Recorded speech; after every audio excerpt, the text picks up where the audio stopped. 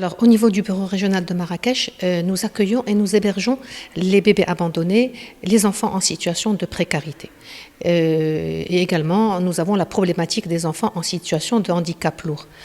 La problématique est très lourde, mais elle s'est alourdie, elle s'est aggravée avec cette crise de la pandémie Covid-19, vu que les enfants qui intègrent et qui viennent et qui sont envoyés par monsieur le procureur de Sa Majesté, leur nombre reste le même, mais les donateurs qui avaient l'habitude de venir et d'aider, que ce soit d'un point de vue alimentaire ou d'un point de vue financier, nous avons été obligés de limiter et voire même d'interdire les visites, ce qui fait qu'il y a eu une coupure au niveau de l'accompagnement des donateurs, l'accompagnement financier des donateurs.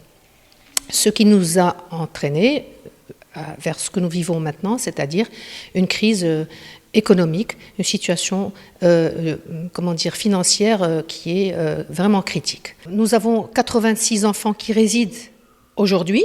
Ça peut être, dans une semaine, ça peut être moins, ça peut être plus. Généralement, c'est toujours plus qu'avant. Ces enfants, ils ont des besoins en alimentation qui sont très élevés.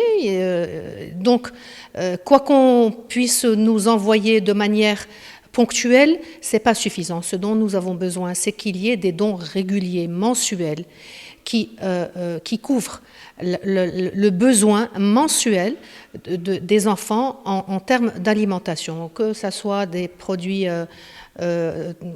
laitiers, de la viande, tout ce dont les enfants ont besoin pour avoir une alimentation équilibrée. Nous sommes une institution semi-médicale parce que nous avons des enfants en situation de handicap, nous avons des bébés, donc il faut respecter les mesures d'hygiène de manière très stricte. Et donc, il y a une consommation énorme en termes de produits d'hygiène. Ça aussi, nous en avons besoin. Nous avons des dons qui viennent également de manière ponctuelle, mais nous avons besoin, comme je l'ai dit tout à l'heure, de dons réguliers. Parmi les enfants que nous accueillons, très souvent, il y a des enfants qui ont des problèmes de santé, des enfants qui ont des handicaps lourds. Derrière ces handicaps lourds, les médecins le savent, il y a des problèmes de santé qui ont besoin de chirurgie. Nous avons besoin également de dons parce que ce n'est pas toujours facile d'aller dans l'hôpital public où il y a des attentes, où il faut du temps. Parfois, ce sont des cas qui sont urgents.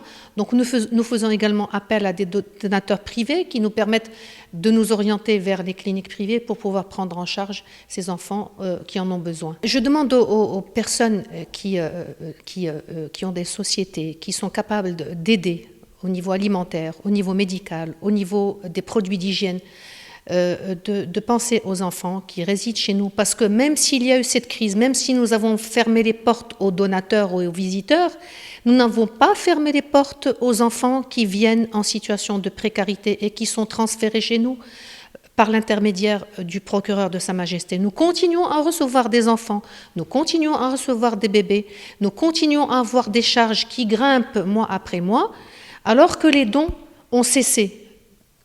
Justement à cause de cette pandémie. Alors nous demandons à ces personnes qui sont capables, à ces directeurs de société qui peuvent venir en aide à nos enfants, de prendre contact avec nous, de nous demander des comptes, de nous demander des documents qui vont leur permettre de savoir de manière exacte ce que nous consommons, ce dont nos enfants ont besoin, pour qu'il n'y ait pas de déchets. Donc, nous leur demandons de penser à nos enfants parce qu'ils sont là et la problématique sociale ne s'est pas arrêtée. Au contraire, elle s'est aggravée avec cette pandémie.